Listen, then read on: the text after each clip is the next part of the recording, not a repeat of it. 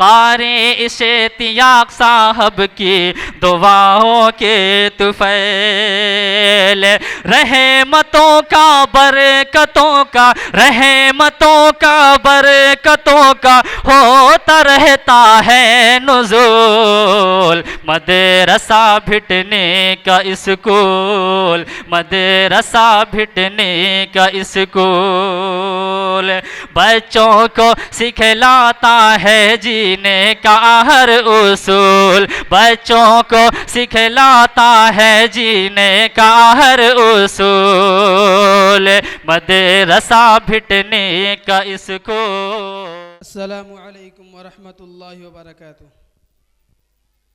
हामिदन व मुसल्लियन अम्मा बाद, अऊज़ु बिल्लाहि मिनश शैतानिर रजीम, बिस्मिल्लाहिर रहमानिर रहीम। अव अमिन अहलुल क़ुरा अन यअतियहुम बअसुना ज़ुहौ व हुम यलअबून।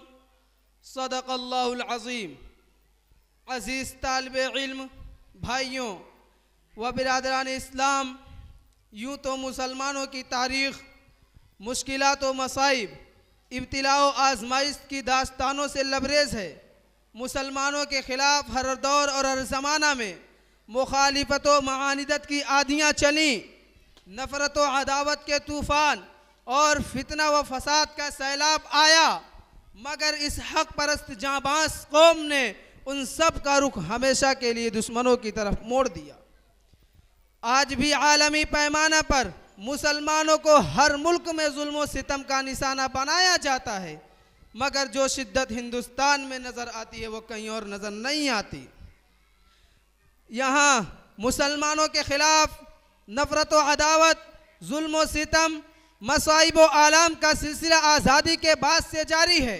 जिन मुसलमानों ने तहरीक आज़ादी में अपने लहू से मादरे वतन की प्यास बुझाई, जेल की कोठरियों और फांसी के तख्तों पर आज़ादी का नारा बुलंद किया, जिन मुसलमानों ने अपनी 700 साला तारीख़ में हिंदुस्तान को दौलत व सरवत से माला माल कर दिया था और इसको सोने की चिड़िया बना दिया था, जिन मुसलमानों ने हिंदुस्तान में इत्तेहाद व इत्तिफाक का चमन लगाया था, हिंदू मुस्लिम एकता का चिराग रोशन किया था, उन्हीं को आज गद्दार वतन कहा जाता है। उनको फसादात की आग में झोंक दिया जाता है और बेगुनाह मुसलमानों को सलाखों के पीछे डाल दिया जाता है, दहशतगर्दी का इल्ज़ाम थोपा जाता है। अरे याद करो उस वक्त को जब तुम अंग्रेज की जूतियां साफ कर रहे थे और गुलामी का तोक तुम्हारी गर्दन में पड़ा हुआ था और यह मुल्क हिंदुस्तान आज़ादी के लिए तरस रहा था, तो उस वक्त इस मुल्क की गोद में परवरिश पाने वाला कोई माई का लाल इतनी जुर्रत नहीं कर सकता था जो अंग्रेज की हुकूमत को ललकार सके और दुनिया की सुपर पावर ताकत का मुकाबला करने के लिए आवाज़ उठा सके।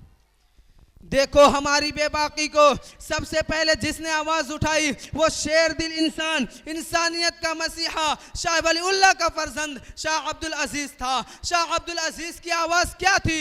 वो आवाज़ ये थी कि अंग्रेज़ के ख़िलाफ़ जिहाद करना चाहिए और मुल्क हिंदुस्तान को अंग्रेज़ से आज़ाद कराया जाए। शाह अब्दुल अजीज़ का ये फतवा अंग्रेज़ के लिए ख़तरनाक पैगाम था जिसने अंग्रेज़ को बेचैन कर दिया था। इसी आवाज़ के सहारे उलमाए हिंद और ख़ास तौर पर उलमाए देवबंद सर पर कफन बांधकर अंग्रेज़ की हुकूमत को मिटाने के लिए मैदान में निकल पड़े। फिर तारीख़ ने देखा कि उलमा को तोप के मुँह पर बांध कर गोला दाग दिया गया। रब की कसम उलमाए किराम के गोश्त के लोथड़े उड़ गए और फ़ज़ाएँ आसमानी खून से रंगीन हो गई। यह भी हुआ कि उलमाए किराम के जिस्मों को तांबे से दाग दिया गया और उलमाए किराम के जिस्मों को सुअरों की खालों में बंद करके जलते हुए तन्नूरों में डाला गया। अरे तारीख शहादत देती है कि दरिया का पानी उलमाए किराम के खून से सुर्ख हो चुका था, मगर किसी आलिम ने अंग्रेज से समझौता नहीं किया और ना ही किसी ने अंग्रेज के सामने गर्दन झुकाई। आज हमारी तारीख मिटाने की कोशिश की जा रही है। जंग आज़ादी की तारीख से मुसलमानों का नाम निकाला जा रहा है और सितम बालाए सितम हमसे ये सवाल किए जा रहे हैं कि तुमने हिंदुस्तान को क्या दिया। अय मुहिब्बाने वतन, जाओ हिमालय की बुलंदी से पूछो, गंगा की गहराई से मालूम करो, सरजमीने हिंद की शादाबी से पूछो, ताजमहल की फलकपोश इमारत से पूछो, कुतुब मीनार से मालूम करो, जामा मस्जिद की दरो दीवार से पूछो। ये सब के सब हमारी अजमत की गवाही देंगे। हिंदुस्तान का चप्पा चप्पा इस पर शाहिद है कि ए हिंदुस्तान के इंसाफ और दानिश्वरों, हमें बतलाओ कि हिंदुस्तान में कुतुब मीनार को बुलंदी किसने दी, जामा मस्जिद की इमारत किसने दी, लाल किला की अजमत किसने दी, ताजमहल की रहनाई किसने अता की। ये अहले जुनूब बतलाएंगे क्या हमने दिया है आलम को। आज हुकूमत के ऐवानों से लेकर मुलाजिमत के मैदानों तक अक़लियत का नारा लगाया जाता है, जबकि हिंदुस्तान की आज़ादी में बिरादरान वतन से कहीं ज़्यादा हमारी कुर्बानियाँ हैं। हम उन लोगों के कानों तक ये आवाज़ पहुँचा देना चाहते हैं जिनके हाथों में ज़िम्मा में हुकूमत है कि अगर हिंदुस्तान की सालिमियत चाहते हो तो हमें वो हक़ दो जो जमहूरियत के आइन की रूह से मिलता है।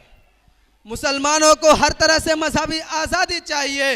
हम अरबाब हुकूमत से कहना चाहते हैं कि मुसलमानों के हुकूक को पामाल ना करें, वरना अगर मुसलमानों के सब्र का पैमाना छलक उठा और उनके जयालों ने सब्र का दामन छोड़ दिया तो वो तुम्हारे लिए आतिशफ़शा बन उठेंगे और गैर खुदाबंदी बनकर छा जाएंगे और फिर तुम्हारी सारी ताकत हवा बनकर उड़ जाएंगी, तुम्हारी हुकूमत के परखचे भी उड़ जाएंगे।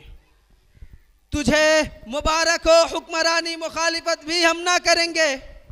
तुझे मुबारक हो हुक्मरानी, मुखालिफत भी हम ना करेंगे। अगर शरीयत पे हाथ डाला ना तुम रहोगे ना हम रहेंगे। वमा तौफीकी इल्ला बिल्लाह।